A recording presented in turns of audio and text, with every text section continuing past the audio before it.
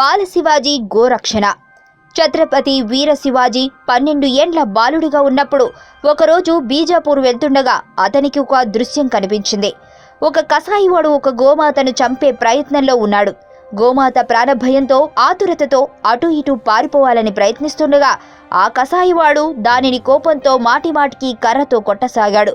గోవును మాతగా భావించే హిందువులు నిస్సహాయులై తల వంచుకుని బాధపడుతూ చూస్తూ ఉండగా బాల శివాజీ ముందుకు వచ్చి తన వర నుండి కత్తి తీసి కసాయివాడి దగ్గరకు వెళ్లి గోమాత మెడకు ఉన్న తాడుని కోసివేశాడు. గోమాత పారిపోయింది.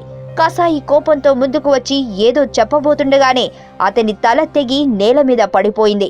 అతని శరీరం కుప్పకూలినది. ఈ వార్త రాజ్యం మొత్తం క్షణాల్లో వ్యాపించింది. నవాబు కోపంతో ఊగిపోయాడు. తన రాజ్యం నుండి శివాజీని బయటకు పంపివేయాలని అతడి తండ్రి సాహజీని ఆదేశించాడు. శివాజీ బీజాపూర్ వదిలిపెట్టాడు, కానీ హిందూ సామ్రాజ్య స్థాపన అయిన అతని ఆశయాన్ని మాత్రం వదిలిపెట్టలేదు. చివరికి ఆ రోజు వచ్చింది. బీజాపూర్ సుల్తాన్ శివాజీ తన రాజ్యంలో ఉన్న స్వతంత్ర హిందూ సామ్రాట్టుగా గుర్తించి ఆహ్వానించాడు. శివాజీ ఏనుగుపై ఊరేగుతూ బీజాపూర్లోని రాజ్య మార్గం గుండా దర్బారులోకి ప్రవేశించాడు. నవాబు అతని ముందుకు వచ్చి శిరస్సు వంచి సలాం పెట్టి స్వాగతం పలికాడు. మీకు తెలియని మరిన్ని రహస్యాలను తెలుసుకోవాలనుకుంటున్నారా? అయితే సబ్స్క్రైబ్ చేయండి రహస్యవాణి.